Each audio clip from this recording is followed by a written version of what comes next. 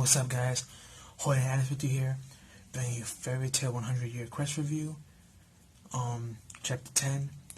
This is continuing from when I left off last time with the Diablo skill and raiding the Water Temple. We have a scene where the Water Dragon deity tells him to leave his temple, and the leader of the guild, that we may know of so far, his leader of the skill, Skilvan Rider, he tells him you're no longer the water dragon no more, because he found out he lost his power. So he used like this weird sand magic, and he trapped him in it.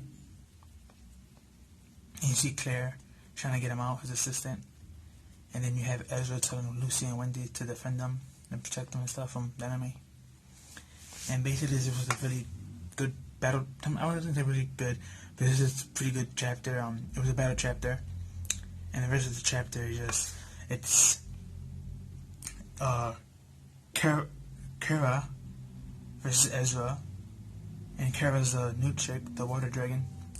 Not the water dragon, but the blade dragon chick. Then you have Mad Mo.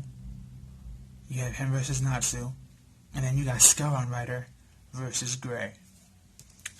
Now, we didn't get to see Grey's fight with Skilvan, but we did get to see Ezra's and Natsu. And Natsu's fight is basically him charging at Mad Mo, and he does like that dragon horn stuff when he charges into you with his head, foot, butt on flames, and he shot him through the roof. Then he used Dragon Demolition Fish to, finish him off, but it didn't leave no scratch on him and anything. And Natsu actually broke his hand, and you saw blood coming out of it. Then Mad Mo grabbed Natsu by his scarf, swung him around, and put him on a battleship, flung him towards a battleship. And now Natsu is like dazed because of that, not because of the damage, but he's dazed because of the side effect, that weird dragon side effect of dragons being put on any vehicle to get motion sickness, which was always funny, but kind of like, it's funny, but then when it gets used against them, it's like, oh, what a dumb weakness, but it kind of makes sense, I guess you can say. But that was basically the end of their fight, and then we get shifted over to Ezra versus Kairi. And they going back and forth, their blade are crashing, and Kara's like, oh wow, you're pretty good, and stuff like that. Then she does this one weird technique where she like throws a slash at her, and it like, Ezra blocks it, but then she was like, what is this weird shockwave? And this is when the chapter gets like weird, because you have Ezra freaking out that she's wearing a bathing suit, and it's like, Lucy and Wendy even said we always wear bathing suits, we've been wearing it this whole time. Then she starts like covering up herself, then she starts to cry. And then she starts saying something weird stuff, saying to Kara, please help me, and stuff like that, save me. And then Kara's like, don't you mean Sama? And then she got on her knees and said, thank you, Sama. And she had her hands like this. And I'm like, what the heck is going on? Whatever magic she used on Ezra, she made her completely obedient to her. And it's like, even Wendy and Lucy's face on the background, like, what's going on?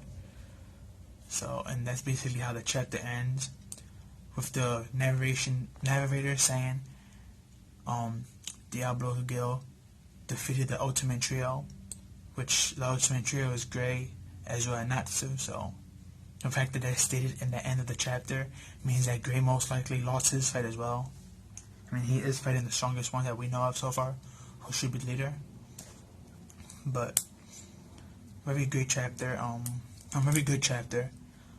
Kind of disappointed that we didn't get to see Grey's fight. I mean, maybe we get a little bit of it as a flashback next chapter, but I would like to have seen his fight as well. Even though we've seen already Skilvan dodge his ice attack once before, so, and it's really weird because like no one could really touch him. Ezra tried to cut him, he just went through him, he became sand. Natsu tried to punch him, he became sand.